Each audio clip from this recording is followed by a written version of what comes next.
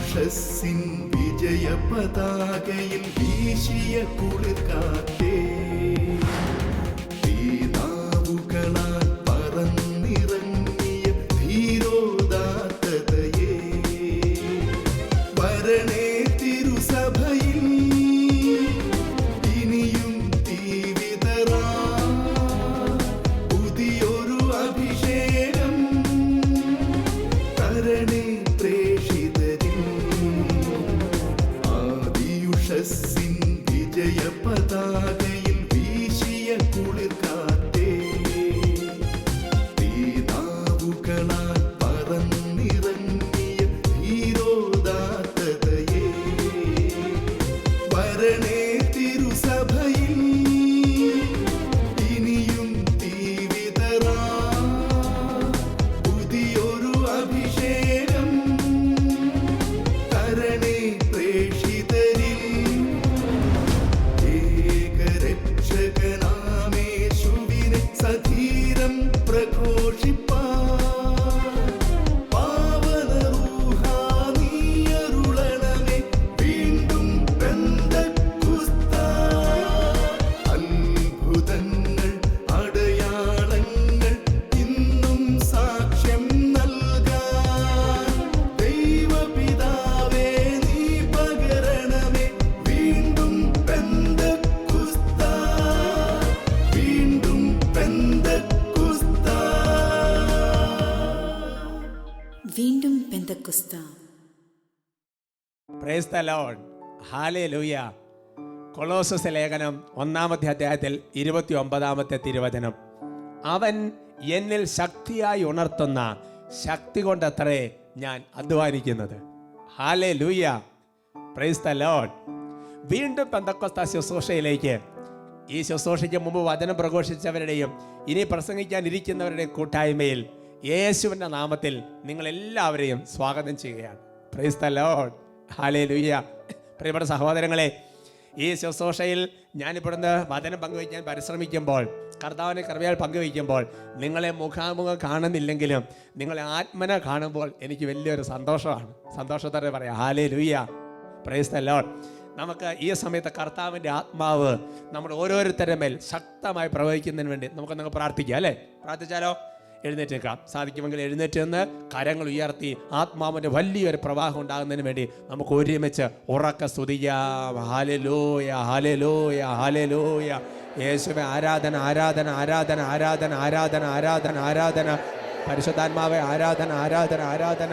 ഓ കർത്താവായ ദൈവമേ, ഓരോ വചനത്തിൻ്റെയും പൊരുളടിക്കുന്ന പരിശുദ്ധാത്മാവേ ഞങ്ങളുടെ മേൽ എഴുന്നള്ളി വരണമേ. വ്യാഖ്യാനത്തിൻ്റെ ആത്മാവ് ഞങ്ങളുടെ മേൽ എഴുന്നള്ളി വരണമേ. കൃപയുടെ ആത്മാവ് ഞങ്ങളുടെ മേൽ എഴുന്നള്ളി വരണമേ. പ്രത്യാശയുടെ ആത്മാവ് ഞങ്ങളുടെ മേൽ എഴുന്നള്ളി വരണമേ. വചനത്തിൻ്റെ ശക്തി, വലിയ കൃപയുടെ അഭിഷേകം ഞങ്ങളുടെ ഓരോരുത്തരും മേൽ വന്ന് വസിക്കട്ടെ എന്ന് പ്രാർത്ഥിക്കുന്നു. കർത്താവായ ദൈവമേ, ഈ വചനശ്വസയുടെ പരാജയം അറിഞ്ഞ് നിലനിർപ്പിച്ചിരിക്കുന്ന എല്ലാ ദുഷ്ടാര്യങ്ങളും യേശു നാമത്തിൽ ബന്ധിക്കുന്നു, വിട്ടൊഴിഞ്ഞു പോകട്ടെ. ഈ ശുശ്രൂഷ സംബന്ധിക്കുന്ന ഓരോരുത്തരുടെ മേൽ പരിശുദ്ധാത്മാവിന്റെ ശക്തമായ പ്രവാഹം ഉണ്ടാകട്ടെ. അപ്പസ്തോല പ്രവർത്തനം 10:44 പത്രോസ് വചനം പ്രഘോഷിച്ചുകൊണ്ടിരുന്നപ്പോൾ കേട്ടുകൊണ്ടിരുന്ന എല്ലാവരുടെ മേലും പരിശുദ്ധാത്മാവ് വന്ന് നിറഞ്ഞു എന്ന വചനത്തിന്റെ അഭിഷേകം ഞങ്ങൾ ഓരോരുത്തരിലേക്കും വ്യാപരിക്കട്ടെ. ഹല്ലേലൂയ, ഹല്ലേലൂയ, ഹല്ലേലൂയ, ഹല്ലേലൂയ. യേശുവേ ആരാധന, ആരാധന. പരിശുദ്ധാത്മാവേ ആരാധന, ആരാധന, ആരാധന. ഹല്ലേലൂയ, ഹല്ലേലൂയ. യേശുവേ ആരാധന, യേശുവേ ആരാധന, യേശുവേ ആരാധന. പരിശുദ്ധാത്മാവിൽ പരിപൂർണമായി വിശ്വസിച്ച് കാത്തിരുന്ന പരിശുദ്ധ അമ്മയോട് ചേർന്ന് നമുക്ക് ഒരുമിച്ച് പ്രാർത്ഥിക്കാം. നന്മ നിറഞ്ഞ മറിയമേ സുസ്തി, കർത്താവ് അങ്ങയോട് കൂടെ സ്ത്രീകളിൽ അങ്ങ് അനുഗ്രഹിക്കപ്പെട്ടവളാകുന്നു. അങ്ങയുടെ ഉദരത്തിന് ഫലമായി ഈശോ അനുഗ്രഹിക്കപ്പെട്ടവനാകുന്നു. പരിശുദ്ധ മറിയമേ തമ്പുരാൻ്റെ അമ്മേ, പാപികളായ ഞങ്ങൾക്ക് വേണ്ടി ഇപ്പോഴും ഞങ്ങളുടെ മരണസമയത്തും തമ്പുരാനോട് അപേക്ഷിച്ച് കൊള്ളണമേ. ആമേൻ. Praise the lord. നമുക്കിരിക്കാം. പ്രിയപ്പെട്ട സഹോദരങ്ങളെ, ഈ വീണ്ടും പെന്തക്കോസ്ത ശുശ്രൂഷയിൽ കർത്താവിൻ്റെ വചനം പങ്കുവയ്ക്കാൻ വേണ്ടി പറഞ്ഞപ്പോൾ, കർത്താവിൻ്റെ സന്നിധിയിലിരുന്ന് കർത്താവേ വചനം തരണമെന്ന് പറഞ്ഞ് പ്രാർത്ഥിച്ചപ്പോൾ കർത്താവ് എനിക്ക് ആദ്യം നൽകിയ വചനം ജോബിൻ്റെ പുസ്തകത്തിൽ 14-ാമത്തെ അധ്യായത്തിൻ്റെ 7 മുതൽ 9 വരെയുള്ള തിരുലിഖിതങ്ങളാണ്. ജോബ് 14, 7 മുതൽ 9 വരെ നമുക്കത് കേൾക്കാം. വൃക്ഷത്തിന് പ്രത്യാശയുണ്ട്, മുറിച്ചാൽ അത് വീണ്ടും തളിർക്കും, അതിന് പുതിയ ശാഖകൾ ഉണ്ടാകാതിരിക്കുകയില്ല, അതിൻ്റെ വേരുകൾ മണ്ണിനടിയിൽ പഴകിപ്പോയാലും അതിൻ്റെ കുറ്റി മണ്ണിൽ കെട്ടുപോയാലും വെള്ളത്തിൻ്റെ ഗന്ധമേറ്റാൽ അത് തളിർക്കുകയും ഇളം ചെടി പോലെ ശാഖ പുറപ്പെടുവിക്കുകയും ചെയ്യും. ഒരുമിച്ച് പറയാം ഹല്ലേലൂയ.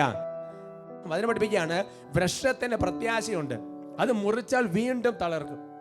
അതിൻ്റെ വേരുകൾ മണ്ണിനടിയിൽ പഴകിപ്പോയാലും അതിൻ്റെ കുറ്റി മണ്ണിൽ കെട്ടുപോയാലും വെള്ളത്തിൻ്റെ ഗന്ധമേറ്റാൽ അത് ഇളം ചെടി പോലെ തളിർക്കുകയും ഫലം പുറപ്പെടുവിക്കുകയും ചെയ്യും. സന്തോഷത്തോടെ പറയാം ഹല്ലേലൂയ. പ്രിയപ്പെട്ട സഹോദരങ്ങളെ, അത് വളരെ ശരിയാണ്. അപ്പോൾ നമ്മൾ പിന്നെ നമ്മുടെ വീട്ടുമുറ്റത്തുള്ള വൃക്ഷം അതിൻ്റെ മണ്ട മുറിച്ച് കളഞ്ഞു, അല്ല അതിൻ്റെ ശിഖരങ്ങൾ കോന്തി കളഞ്ഞു എന്ന് കരുതുക. അടുത്ത പുതുമഴ പെയ്യുമ്പോൾ എന്താ സംഭവിക്കുന്നത്? ആ പുതുമഴയുടെ ആ വെള്ളത്തിൻ്റെ നനവ് ചെല്ലുമ്പോഴത്തേക്ക് ആ മണ്ട മുറിച്ച് കളഞ്ഞ ആ ശിഖരം കോന്തി കളഞ്ഞ ആ ചെടി ഇളം ചെടി പോലെ വീണ്ടും ശാഖകൾ ഫലം പുറപ്പെടുവിക്കും. പ്രിയപ്പെട്ട സഹോദരങ്ങളെ, വേരുകൾ മണ്ണിൽ പഴകിപ്പോയാലും കുറ്റി മണ്ണിൽ കെട്ടുപോയാലും. ഞാൻ ഓർക്കാണ്, വീട്ടിൽ പണ്ട് വീടിൻ്റെ മുറ്റത്തുള്ള കുറുന്തോട്ടി അങ്ങനത്തെ പലതരത്തിലുള്ള ചെടികളുണ്ട്. അപ്പോൾ ചാച്ചൻ അതെല്ലാം മെറ്റെല്ലാം നല്ല ചെത്തി ക്ലിയറാക്കും. അപ്പോൾ ഒന്നും കാണാനില്ല, എല്ലാം നല്ല ക്ലിയർ.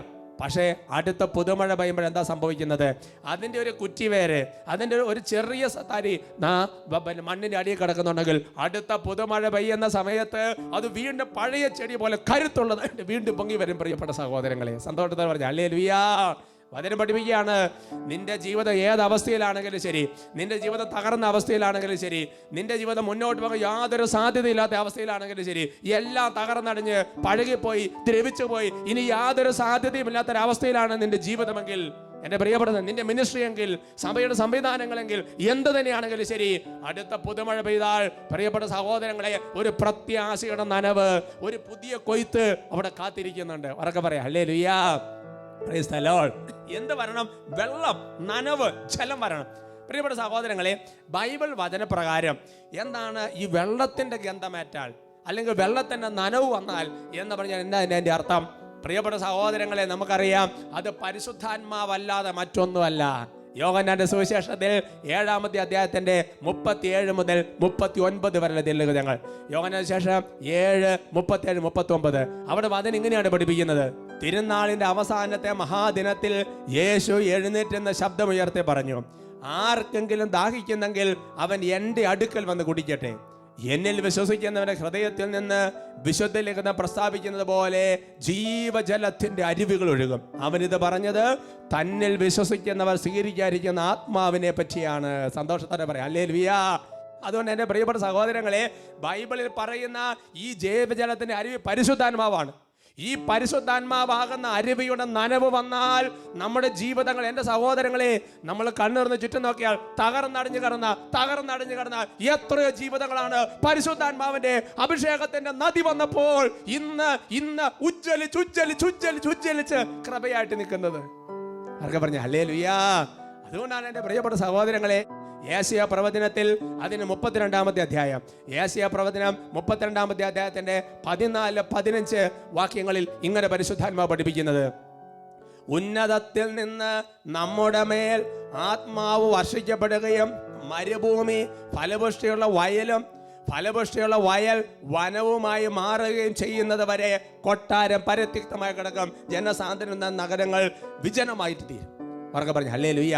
എന്ന് പറഞ്ഞാൽ നമ്മുടെ മേൽ ഉന്നതത്തിൽ നിന്ന് പരിശുദ്ധാത്മാവ് വർഷിച്ച് കഴിയുമ്പോഴുണ്ടാകുന്ന ഒരവസ്ഥയാണ് മരുഭൂമി വയലായിട്ട് മാറും. വയൽ എന്തായിട്ട് മാറും?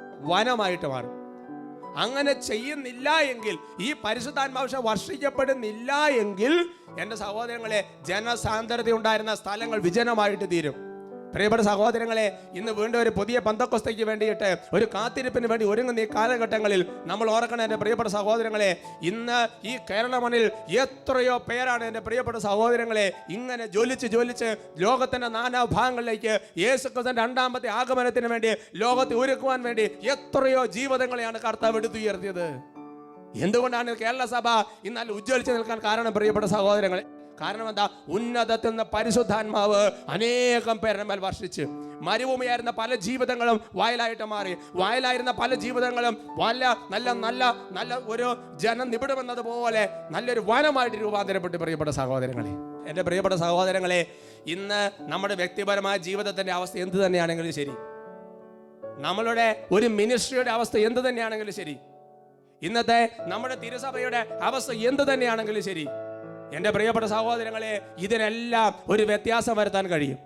അതുകൊണ്ട് ഞാൻ ഇങ്ങനെ പറയാൻ ആഗ്രഹിക്കുക, ഇന്ന് വ്യക്തിപരമായ ജീവിതത്തിലോ, നമ്മൾ ചെയ്യുന്ന ശുശ്രൂഷ ജീവിതത്തിലോ, നമ്മുടെ കുടുംബ ജീവിതത്തിലോ, നമ്മുടെ സമൂഹ ജീവിതത്തിലോ, നമ്മുടെ ഇടവക ജീവിതത്തിലോ, നമ്മുടെ സന്യാസ ജീവിതത്തിലോ, നമ്മുടെ കമ്മ്യൂണിറ്റി ജീവിതത്തിലോ, നമ്മുടെ തിരുസഭാ ജീവിതത്തിലോ എന്തെങ്കിലും ഒരു കുറവ്, എന്തെങ്കിലും ഒരു ദുഃഖം, എന്തെങ്കിലും ഒരു സങ്കടം, എന്തെങ്കിലും ഒരു ബ്ലോക്ക്, എന്തെങ്കിലും അവസ്ഥ ഉണ്ടെങ്കിൽ അതിൻ്റെ ഒരു കാരണമെന്ന് പറയുന്നത് ഈ പരിശുദ്ധാത്മാവിൻ്റെ ശക്തി, ഈ പരിശുദ്ധാത്മാവിൻ്റെ വെളിപ്പെടുത്തൽ അതിന് ഫുൾ കാലിബറിൽ നമ്മൾ അനുഭവിക്കാത്തത് കൊണ്ടാണ്. അവർക്ക് പറഞ്ഞു ഹല്ലേലൂയ. അത് മനസ്സിലാകണമെന്നുണ്ടെങ്കിൽ 77-ാമത്തെ സങ്കീർത്തനത്തിൽ അതിൻ്റെ 10-ാമത്തെ തിരുവചനം പഠിപ്പിക്കണം. 77-ാമത്തെ സങ്കീർത്തനം അതിൻ്റെ 10-ാമത്തെ തെല്ലുകഥം. അവിടെ വചനം പഠിപ്പിക്കുന്നത് ഇങ്ങനെയാണ്: അത്യുന്നതന്റെ ശക്തി പ്രകടമാകാത്തതാണ് എൻ്റെ ദുഃഖത്തിൻ്റെ കാരണം. സങ്കീർത്തനം പറയാണ്, സങ്കീർത്തനം ആകെ മൊത്തം നോക്കിയിട്ട് തൻ്റെ ജീവിതത്തിൽ എന്തെങ്കിലും ഒരു ദുഃഖം ഉണ്ടെങ്കിൽ ആ ദുഃഖത്തിന്റെ കാരണം എന്താ? ആ ദുഃഖത്തിന്റെ കാരണം ഇതാണ്: അത്യുന്നതന്റെ ശക്തി, അതായത് പരിശുദ്ധാത്മാ ശക്തി എൻ്റെ ജീവിതത്തിൽ പ്രകടമാകാത്തത് കൊണ്ടാണ്. അതുകൊണ്ട് എൻ്റെ പ്രിയപ്പെട്ട സഹോദരങ്ങളെ, ഉദാഹരണം പറയാം. ഇപ്പം നമുക്ക് നന്നായിട്ട് പ്രാർത്ഥിക്കാൻ പറ്റുന്നില്ല, അല്ലേ? പ്രാർത്ഥിക്കുന്ന മനുഷ്യനെ സംബന്ധിച്ചിടത്തോളം പ്രാർത്ഥിക്കാൻ പറ്റുന്നില്ല എന്ന് പറയുന്ന വലിയൊരു ദുഃഖമാണ്. വാസ്തവത്തിൽ എന്താ കാരണം? നമ്മുടെ ഉള്ളിൽ പ്രാർത്ഥിപ്പിക്കേണ്ടത് പരിശുദ്ധാത്മാവാണ്. ഈ പരിശുദ്ധാത്മാവിന്റെ പ്രവർത്തനം നമ്മൾ ശക്തമായിട്ടില്ലാത്തത് കൊണ്ടാണ് പ്രാർത്ഥിക്കാൻ പറ്റാത്തത്. ഉദാഹരണം പറയാം, വിശുദ്ധിയെ ജീവിക്കാൻ വേണ്ടിയാണ് നമ്മളെല്ലാവരും ആഗ്രഹിക്കുന്നത്. എന്നാൽ വിശുദ്ധി ജീവിക്കാൻ പറ്റുന്നില്ല. വിശുദ്ധി ജീവിക്കാൻ പറ്റാത്ത കാരണം എന്താ? ഈ വിശുദ്ധി പരിശുദ്ധാത്മാവിൻ്റെതാണ്. അവർക്ക് പറഞ്ഞു ഹല്ലേലൂയ, പ്രൈസ് ദി ലോർഡ്. ഉദാഹരണം പറയാം, നമ്മുടെ കുട്ടികളാണെങ്കിൽ നന്നായിട്ട് പഠിക്കാൻ പറ്റുന്നില്ല, ഓർമ്മ കിട്ടുന്നില്ല, ഇതെല്ലാം പരിശുദ്ധാത്മാവിൻ്റെതാണ്, അല്ലേ? അല്ലെങ്കിൽ വേറെ ഉദാഹരണം പറയാം, ഒരു വൈദ്യൻ എന്ന നിലയിൽ, ഒരു സിസ്റ്റർ എന്ന നിലയിൽ, ഒരു ശുശ്രൂഷകൻ എന്ന നിലയിൽ, അല്ലെങ്കിൽ ഒരു കുടുംബ ജീവിതം നയിക്കുന്ന വ്യക്തി എന്ന നിലയിൽ എല്ലാം വിചാരിച്ചത് കാര്യം ഒരുപാട് കഷ്ടപ്പെടുന്നുണ്ട്. പക്ഷെ വിചാരിച്ചതുപോലെ എല്ലാം നന്നായിട്ട് അങ്ങ് ചെയ്യാൻ പറ്റുന്നില്ല. അല്ലെങ്കിൽ ചെല്ലുന്നിടത്ത് എല്ലാം ബ്ലോക്ക് വരികയാണ്, തടസ്സം വരികയാണ്. കാരണം എന്താ പ്രിയപ്പെട്ട? ഞാനല്ല, എന്നെ പ്രവർത്തിക്കുന്ന പരിശുദ്ധാത്മാവിന്റെ ശക്തിയാണ് പ്രവർത്തിക്കേണ്ടത്. അതുകൊണ്ടാണ് ഞാൻ തുടക്കത്തെ 10 ഓർക്കുന്നില്ലേ, കൊളോസോസ് 1:29 എന്താണ് 10? എന്നിൽ ശക്തിയായി ഉണർത്തുന്ന ശക്തി കൊണ്ടത്ര ഞാൻ കഠിനമായി അധ്വാനിക്കുന്നത്. അങ്ങനെ ചിന്തിച്ചാൽ എൻ്റെ പ്രിയപ്പെട്ട സഹോദരങ്ങളെ, നമ്മുടെ ജീവിതത്തിൽ എന്തെങ്കിലും ദുഃഖത്തിന് കാരണമുണ്ടെങ്കിൽ ആ ദുഃഖത്തിന് കാരണം ഇതാണ്: പരിശുദ്ധാത്മാവിന്റെ ശക്തി, അത്യുന്നതന്റെ ശക്തി നമ്മുടെ ജീവിതത്തിൽ പ്രകടമാകാത്തത് കൊണ്ടാണ്. ഉദാഹരണം പറയാം, ഇപ്പോൾ ഒരു ഹോസിലൂടെ വെള്ളം ഒഴുകി വരികയാണ്. ആ വെള്ളം ഒഴുകി വരുന്ന സമയത്ത് അതിനകത്ത് ചെറിയൊരു കല്ല് കയറിയെന്ന് വിചാരിക്കുക. വെള്ളം ഒഴുകുന്നുണ്ട്, പക്ഷേ not in its full calibre, അതിന് ഫുൾ പവറിൽ വരുന്നില്ല. അതാണ് പരിശുദ്ധാത്മാവിന്റെ ശക്തി, ഫുൾ പവർ നമ്മുടെ ജീവിതത്തിൽ വന്നാൽ പിന്നെ ദുഃഖമില്ല. അതുകൊണ്ട് ഒരു പക്ഷേ നമ്മുടെ ജീവിതത്തിൽ എൻ്റെ പ്രിയപ്പെട്ട സഹോദരങ്ങളെ, ഇന്ന് പലതരത്തിലുള്ള കാര്യങ്ങൾ കാണുമ്പോൾ സഭയിലെ പ്രതിസന്ധികൾ, കുടുംബത്തിലെ പ്രതിസന്ധികൾ, ഇടവ ജീവിതത്തിലെ പ്രതിസന്ധികൾ, ശുശ്രൂഷ ജീവിതത്തിലെ പ്രതിസന്ധികൾ, അങ്ങനെ പലതരത്തിലുള്ള സാമ്പത്തിക ജീവിതത്തിലെ പ്രതിസന്ധികൾ, മക്കളെക്കുറിച്ചുള്ള വേദനകൾ, ഇങ്ങനത്തെ ഒരുപാട് കാര്യങ്ങൾ കാണുമ്പോൾ നിങ്ങൾ മനസ്സ് തളരരുതെന്നാണ് പരിശുദ്ധാത്മാവ് വെളിപ്പെടുത്തുന്നത്. ഉദാഹരണം പറയാം, ഇപ്പോൾ ഭയങ്കര കടബാധ്യത, ഭയങ്കര തരത്തിലുള്ള പ്രത്യേക അവസ്ഥ, ഒന്നും ചെയ്യാൻ മുന്നോട്ട് നാളത്തെ ദിവസം ഒന്നും ഉണ്ടാകാതിരുന്നിരുന്നെങ്കിൽ എന്ന് പറഞ്ഞ് ചിന്തിക്കുന്ന അവസ്ഥകളുണ്ടാകാം. അല്ലെങ്കിൽ ചില കാര്യം ഇത് എങ്ങനെ ചെയ്യാൻ പറ്റും, ഇതിനകത്ത് എങ്ങനൊരു മാറ്റം വരും, എങ്ങനൊരു വ്യത്യാസം വരും, ഇങ്ങനെ തകർന്നു പോയി എന്താവും, അങ്ങനത്തുള്ള വേദനകൾ ഇരിക്കുന്നുണ്ടാവും. അതെല്ലാ സംവിധാനങ്ങളെ കുറിച്ച് അങ്ങനത്തെ വേദന ഉണ്ടാവും. പ്രിയപ്പെട്ട സഹോദരങ്ങളെ, നിങ്ങൾ മനസ്സിലാക്കണം, ബൈബിളിൽ ഉൽപ്പത്തിയുടെ പുസ്തകത്തിൽ മുതൽ ഒരു ചോദ്യം ആരംഭിക്കുന്നുണ്ട്: ഇത് എങ്ങനെ സംഭവിക്കും, എങ്ങനെ നടക്കും? അബ്രാഹത്തിനുണ്ടായ ചോദ്യം അതാണ്, സാറായിക്കുണ്ടായ ചോദ്യം അതാണ്, ഗിദെയോനുണ്ടായ ചോദ്യം അതാണ്, ദാവീദിനുണ്ടായ ചോദ്യം അതാണ്. എല്ലാ പ്രവാചകന്മാരുടെ മനസ്സിലുള്ള ചോദ്യം എങ്ങനെയാണ്, ഇതെങ്ങനെ സംഭവിക്കും, ഇത് എങ്ങനെ വ്യത്യാസങ്ങൾ സംഭവിക്കും? ആ ചോദ്യം പുതിയ നിയമത്തിൽ വന്ന് സക്കറിയായി ഇതേ ചോദ്യം ചോദിച്ചു. പ്രിയപ്പെട്ട സഹോദരങ്ങളെ, ഈ ചോദ്യങ്ങൾക്കെല്ലാം ഒരു ഉത്തരം പരിശുദ്ധ അമ്മ വഴി നൽകപ്പെട്ടു, അല്ലേ? ലൂക്കോയുടെ സുവിശേഷത്തിൽ 1-ാമത്തെ അധ്യായത്തിന്റെ 34-35 വാക്യങ്ങൾ അത് വെളിപ്പെടുത്തുന്നുണ്ട്. പരിശുദ്ധ അമ്മ ചോദിച്ചു, ഇതെങ്ങനെ സംഭവിക്കും? ബൈബിളിലെ ഇതെങ്ങനെ സംഭവിക്കും, ഒരു മാറ്റം എങ്ങനെ ഉണ്ടാകും എന്ന് തുടങ്ങി 100 എല്ലാ ആകുലതകൾക്കും കൂടി ഒരൊറ്റ ഉത്തരമേ നൽകിയിട്ടുള്ളൂ. ലൂക്ക 1:35 അത്യുന്നതന്റെ ശക്തി നിന്റെ മേൽ ആവസിക്കും. പറഞ്ഞു ഹല്ലേലൂയ. അത്യുന്നതന്റെ ശക്തി നിന്റെ മേൽ എല്ലാത്തിനും ഉത്തരവാദം. അതുകൊണ്ടാണ് സങ്കീർത്തനം പറഞ്ഞത്, ഈ അത്യുന്നതന്റെ ശക്തി പ്രകടമാകാത്തതാണ് എൻ്റെ ദുഃഖത്തിന്റെ കാരണം. നിങ്ങൾ ചിന്തിച്ച് നോക്കണം. അതായത് യേശുവിന്റെ ഉദ്ധാനത്തിന് ശേഷം അപ്പസ്തോലന്മാർക്ക് ഒരു പ്രത്യേക അവസ്ഥ വന്നു. എങ്ങനെ ഒരു വ്യത്യാസം വരും, എങ്ങനെ കാര്യങ്ങൾ മാറും? അവരോട് കർത്താവ് എന്താ പറഞ്ഞത്? ലൂക്ക 24:49 കർത്താവ് എന്താ പറഞ്ഞത്? ഉന്നതത്തിൽ നിന്ന് ശക്തി ധരിക്കുന്നത് വരെ നഗരത്തിൽ തന്നെ വസിക്കുവേൻ. ഈ പരിശുദ്ധാത്മ ശക്തിക്ക് വേണ്ടി കാത്തിരുന്നു, ഈ പരിശുദ്ധാത്മ അഭിഷേകത്തിനോട് കാത്തിരുന്നു. ആ കാത്തിരിപ്പ് അവരിൽ പരിശുദ്ധാത്മാവിന്റെ പ്രവർത്തനങ്ങൾ ശക്തമാക്കി. ചേഞ്ച് വന്നില്ലേ പ്രിയപ്പെട്ട സഹോദരങ്ങളെ? ആ പരിശുദ്ധാത്മാഭിഷേകത്തിൽ ശക്തി എന്ന് പറഞ്ഞാൽ അപ്പസ്തോലന്മാര് ഓരോ സ്ഥലത്ത് ചെല്ലുമ്പോൾ അപ്പസ്തോല പ്രവർത്തനം എന്താ രേഖപ്പെടുത്തി വെച്ചിരിക്കുന്നത്? ലോകത്തെ കീഴ്മേൽ മറിക്കുന്ന മനുഷ്യർ ഇവിടെയും വന്നിരിക്കുന്നു. അതുകൊണ്ട് തന്നെ പ്രിയപ്പെട്ട സഹോദരങ്ങളെ, പരിശുദ്ധാത്മാവിന്റെ ശക്തിയാൽ, പരിശുദ്ധാത്മാവിന്റെ ശക്തിക്ക് വേണ്ടി കാത്തിരുന്ന് ഓരോ നിറവിൽ വരുമ്പോൾ നിലവിലിരിക്കുന്ന എല്ലാ കാര്യങ്ങൾക്കും വ്യത്യാസങ്ങൾ സംഭവിക്കും. പ്രിയപ്പെട്ട സഹോദരങ്ങളെ, അവർക്ക് പറഞ്ഞ ഹല്ലേലൂയ. അതുകൊണ്ട് ഈ ഒരു അഭിഷേകത്തിന് വേണ്ടിയാണ് കാത്തിരിക്കേണ്ടത്. ഞാൻ പലപ്പോഴും സെമിനാരി പഠിക്കുന്ന കാലഘട്ടം മുതൽ പലപ്പോഴും ധ്യാനത്തിന്റെ ശുശ്രൂഷകൾക്കൊക്കെ പോകുമ്പോൾ എല്ലാവരും പറയും അഭിഷേകത്തിന് വേണ്ടി കാത്തിരിക്കണം, അഭിഷേകം പ്രാപിക്കണം, അഭിഷേകം പ്രാപിക്കണം, അഭിഷേകത്തിന് വേണ്ടി കാത്തിരിക്കണം. അപ്പോൾ എനിക്ക് പലപ്പോഴും ഇതിനെക്കുറിച്ച് എന്താ അഭിഷേകം? ഇപ്പം നമ്മൾ ജ്ഞാനസ്നാനം സ്വീകരിച്ച്, നമ്മൾ മാമോസം മുങ്ങി, സൈലേവനം സ്വീകരിച്ച്, അല്ലെങ്കിൽ സൈലേവനം സ്വീകരിച്ചല്ല മാമോസം മുങ്ങിയിട്ടില്ല, വിശ്വാസമുള്ള ഒരാൾ പരിശുദ്ധാത്മാവുണ്ട്. അങ്ങനെ ആ പരിശുദ്ധാത്മാ അതല്ലേ ഇപ്പം, അല്ലാതെ ഇപ്പം അഭിഷേകം എന്ന് പറഞ്ഞപ്പോൾ പ്രത്യേകിച്ച് എന്താ എന്ന് ഞാൻ പലപ്പോഴും ചിന്തിക്കുമായിരുന്നു. എന്നാൽ ഒരിക്കൽ അഭിവന്ദ്യ മാർ ജേക്കബ് മനത്തോടത്ത് പിതാവ് വൈദികർക്കുള്ള ഒരു ടോക്കിൽ പിതാവ് പറഞ്ഞപ്പോൾ എനിക്ക് അതിനകത്ത് കുറച്ചുകൂടി ക്ലാരിറ്റി കിട്ടി. അഭിവന്ദ്യ പിതാവ് പറഞ്ഞത് ഇങ്ങനെയാണ്, അച്ഛന്മാരോട് ചോദിച്ചു, പിതാവ് ചോദിച്ചു, ഈ അപ്പസ്തോലന്മാർക്ക് എപ്പോഴാണ് പരിശുദ്ധാത്മാവിന് ലഭിച്ചത്? അപ്പോൾ പെട്ടെന്ന് നമ്മൾ പറയാൻ സാധ്യതയുള്ളൊരു മറുപടി എന്ന് പറയുന്നത് എന്താ? പെന്തക്കോസ്ത നാളിലാണ് പരിശുദ്ധാത്മാഭിഷേകം പ്രാപിച്ചത്. എന്നാൽ പിതാവ് തിരുത്തി. പിതാവ് ഇങ്ങനെ പറഞ്ഞു, ഉത്യതനായ ഈശോ മിശിഹ അപ്പസ്തോലന്മാർക്ക് പ്രത്യക്ഷപ്പെട്ട് അവരെ മേൽ നിശ്വസിച്ച് അവരെ മേൽ ഊതി. അപ്പോൾ അവരെ മേൽ ആര് വന്നു? അവരെ മേൽ പരിശുദ്ധാത്മാവ് വന്നു. എന്നാൽ പെന്തക്കോസ്ത നാളിൽ എന്താണ് സംഭവിച്ചത്? അവർ 9 ദിവസം പരിശുദ്ധാത്മാവിനോടുള്ള നൊവേന ചൊല്ലുന്നത് പോലെ അവരങ്ങോട്ട് കാത്തിരുന്ന് കഴിഞ്ഞപ്പോൾ എന്താ സംഭവിച്ചത്? അവരിലുണ്ടായിരുന്ന പരിശുദ്ധാത്മാവിന്റെ പ്രവർത്തനങ്ങൾ പ്രകടമായി. ഇതിനെ വിളിക്കുന്ന പേരാണ് അഭിഷേകം. സന്തോഷത്തോടെ പറഞ്ഞു ഹല്ലേലൂയ. അപ്പൊ അവരിൽ പരിശുദ്ധാത്മാവുണ്ട്, നമ്മളെല്ലാവരും പരിശുദ്ധാത്മാവുണ്ട്, ഈ വചനം കേൾക്കുന്ന ഓരോരുത്തരും പരിശുദ്ധാത്മാവുണ്ട്. എന്നാൽ ഈ ആത്മാവിന് വേണ്ടി നമ്മളങ്ങോട്ട് കാത്തിരിക്കുക എന്ന് പറഞ്ഞു കഴിഞ്ഞാൽ, നമ്മളങ്ങോട്ട് പരിശുദ്ധാത്മാവ് പറയാൻ പ്രാർത്ഥിക്കുമ്പോൾ നമ്മളിലുള്ള പരിശുദ്ധാത്മാവിന് വിസിബിൾ ആവും, ഹോൾ വേൾഡ്, എല്ലാ ലോകത്തിനും വിസിബിൾ ആവും. അതിന് വിളിക്കുന്ന പേരാണ് ഈ അഭിഷേകം. ഈ പരിശുദ്ധാത്മാഭിഷേകത്തിന് വളർച്ചയുണ്ട്, ഈ കാത്തിരിപ്പിന് ഉത്തരവുണ്ട്. ഞാൻ ഓർക്കാണ് ഡാമിയൻ സ്റ്റേ എന്ന് പറഞ്ഞ ശുശ്രൂഷകനെ കുറിച്ച് നിങ്ങൾക്കറിയാം. യോഗ ശുശ്രൂഷ എന്ന ശക്തമായ ശുശ്രൂഷകനാണ്. അദ്ദേഹം പ്രാർത്ഥിക്കുമ്പോൾ ജന്മന ഒരു വ്യക്തി ഇല്ലാത്ത അവയവങ്ങൾ അദ്ദേഹം പ്രാർത്ഥിക്കുമ്പോൾ തന്നെ മുളച്ചു വരും.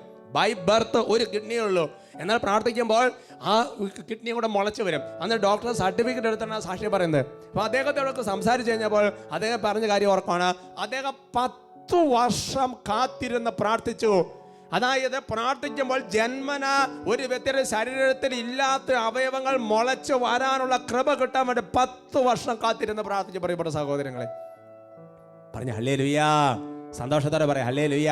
ഞാൻ എൻ്റെ വ്യക്തിപരമായ ജീവിതത്തിൽ ഓർക്കാണ് പ്രിയപ്പെട്ട സഹോദരൻ. എനിക്ക് സെമിനാരി പഠിക്കുന്ന കാലത്ത് വചനം പഠിക്കാൻ ഭയങ്കര ആഗ്രഹമായിരുന്നു. ഞാൻ ഒരുപാട് പരിശ്രമിച്ചു, ഒരുപാട് കുത്തിയിരുന്ന് എഴുതി, പരിശുദ്ധ കരഞ്ഞ് നിറവിച്ച് പ്രാർത്ഥിച്ചു. അങ്ങനെ ഒരു 3 വർഷം കഴിഞ്ഞപ്പോൾ ഒരച്ഛൻ തലയൊക്കെ വെച്ചെന്ന് പ്രാർത്ഥിച്ച് പറഞ്ഞു, ഇതാ വചനാഭിഷേകം കർത്താവ്. ആ സെക്കൻഡ് മുതൽ ആ വചനത്തിന്റെ വ്യാഖ്യാനത്തിന്റെ ഒരു ഉറവ കർത്താവ് അങ്ങോട്ട് തുറന്നു തന്നു. അവർക്ക് പറഞ്ഞു ഹല്ലേലൂയ. ഇനി പ്രിയപ്പെട്ട സഹോദരൻ, അവിടെ കൊണ്ട് നിന്നാ പോരാ, ഈ അഭിഷേകത്തിന് വളർച്ചയുണ്ട്. അതാണ് പ്രധാനപ്പെട്ട കാര്യം. എന്ന് പറഞ്ഞാൽ ഇന്നലത്തെ അഭിഷേകം കൊണ്ട് നിന്നാ പോരാ, ഇന്നലത്തെ അഭിഷേകം കൊണ്ട് ഇന്നത്തെ ശുശ്രൂഷ നടക്കുകയല്ല, ഇന്നത്തെ അഭിഷേകം കൊണ്ട് നാളത്തെ ശുശ്രൂഷ നടക്കുകയല്ല. അതുകൊണ്ട് ഈ കാലഘട്ടത്തിൽ പരിശുദ്ധാത്മാവ് ചെയ്യാൻ ആഗ്രഹിക്കുന്ന കാര്യങ്ങൾക്ക് വേണ്ടി അഭിഷേകം തുറന്നെടുക്കണം പ്രിയപ്പെട്ട സഹോദരങ്ങളെ. അത് കർത്താവിന്റെ വലിയൊരു കരുണയാണ്. അത് മനസ്സിലാക്കണമെന്നുണ്ടെങ്കിൽ പ്രഭാഷകന്റെ പുസ്തകത്തിൽ 24-ാം അധ്യായം 31-ാമത്തെ വാക്യം വചനം ഇങ്ങനെയാണ് പഠിപ്പിക്കുന്നത്, ഞാൻ എൻ്റെ ഉപവനം നനയ്ക്കുകയും തോട്ടം കുതിർക്കുകയും ചെയ്യുമെന്ന് ഞാൻ പറഞ്ഞു. ഇതാ എൻ്റെ തോട് നദിയായി, എൻ്റെ നദി സമുദ്രമായി.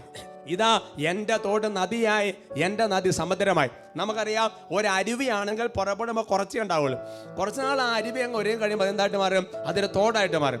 ആ തോട് തന്നെ കുറച്ച് നാൾ കഴിയുമ്പോൾ എന്തായിട്ട് മാറും? നദിയായിട്ട് മാറും. ആ നദി തന്നെ കുറച്ചുകൂടെ മൂവ് ചെയ്യുമ്പോൾ സമുദ്രമായിട്ട് മാറും. അപ്പം നോക്കിയേ, അരുവി തോടാകും, തോട് നദിയാകും, നദി സമുദ്രമാകും എന്ന് പറയുന്നത് പോലെ നമ്മളിലുള്ള അഭിഷേകത്തിന് വളർച്ചയുണ്ട്. ഇപ്പോൾ ശുശ്രൂഷ ചെയ്തുകൊണ്ടിരിക്കുന്നതാണെങ്കിൽ അടുത്തൊരു അഭിഷേകത്തിന് വളർച്ചയുണ്ട്. അത് കുറച്ചുകൂടെ മനസ്സിലാകും. എസ്തേറിന്റെ പുസ്തകം 10-ാം അധ്യായത്തിന് 6-ാമത്തെ വാക്യം. എസ്തേറിന്റെ പുസ്തകത്തിൽ 10-ന്റെ 6 വചനം ഇങ്ങനെയാണ് പഠിപ്പിക്കുന്നത്, നദിയായി മാറിയ കൊച്ചരുവി പ്രകാശവും സൂര്യന് സമൃദ്ധിയായ ജലവും. ആ നദിയാണ് രാജാവ് പരിഹരിച്ച് രാജ്ഞിയാക്കി എസ്തേർ. എസ്തേറിനെ കുറിച്ച് ബൈബിളിൽ കൊടുക്കുന്ന വിശേഷം നോക്ക്. നദിയായി മാറിയ കൊച്ചരുവി, ആ നദിയാണ് എസ്തേർ. എസ്തേർ എന്ന് പറഞ്ഞാൽ അനാഥ പെൺകുട്ടി, ആരുമില്ലാത്ത പാവപ്പെട്ട അനാഥ പെൺകുട്ടി. എന്നാൽ അവൾ കർത്താവിൻ്റെ ആത്മാവിൻ്റെ അഭിഷേകം സ്വീകരിച്ചപ്പോൾ അവർ നദിയായിട്ട് മാറി. അവർക്ക് പറഞ്ഞ ഹല്ലേലൂയ. അതുകൊണ്ട് എൻ്റെ പ്രിയപ്പെട്ട സഹോദരങ്ങളെ, രണ്ട് തരത്തിൽ നമ്മൾ കാത്തിരിക്കണം. ഇന്ന് നമ്മുടെ അവസ്ഥ എന്ത് തന്നെയാണെങ്കിലും ശരി, ഞാൻ പറഞ്ഞു തുടങ്ങി ഈ നദിയെക്കുറിച്ചാണ്. വൃക്ഷത്തിന് പ്രത്യാശയുണ്ട്, മുറിച്ചാൽ അത് വീണ്ടും തളർക്കും. ഈ വെള്ളത്തിന് നനവ് കിട്ടിയാൽ, അതുകൊണ്ട് നിന്റെ ജീവിതത്തിൽ എന്ത് തന്നെയാണെങ്കിലും ഈ കാത്തിരിപ്പിന്റെ കാലഘട്ടത്തിൽ ഈ വീണ്ടും പെന്തക്കോസ്തൽ കർത്താവ് നിന്നെ ജീവിതത്തിൽ ഇടപെടുന്ന സംശയം വേണ്ട. രണ്ടാമത്തെ കാര്യം, ഇന്ന് ശുശ്രൂഷയിൽ നിലനിൽക്കുന്ന ഒരു വ്യക്തിയാണെങ്കിൽ എൻ്റെ പ്രിയപ്പെട്ട സഹോദരൻ, ഒരു പുതിയ അഭിഷേകത്തിന് വേണ്ടി കാത്തിരിക്കണം. തോട് നദിയെ നദി സമുദ്രമായിട്ട് അങ്ങോട്ട് കയറി വരട്ടെ. പറഞ്ഞു ഹല്ലേലൂയ. അതുകൊണ്ട് നിലവിലിരിക്കുന്ന ഒരു തരത്തിലുള്ള പ്രതിസന്ധികളും നിന്നെ ഭയപ്പെടേണ്ട ആവശ്യമില്ല. അതിന് മുകളിലാണ് പരിശുദ്ധാത്മാവ്. നമുക്ക് എഴുന്നേറ്റ് നിൽക്കാം. ഓ കർത്താവിൻ്റെ ആത്മാവേ, ഈ വചനം കേട്ടുകൊണ്ട് ഓരോരുത്തരുടെ മേലും കർത്താവ് സ്വർഗത്തിൻ്റെ നദി, സ്വർഗത്തിൻ്റെ അഭിഷേകം ശക്തിയായി ആവസിക്കട്ടെ എന്ന് പ്രാർത്ഥിക്കുന്നു.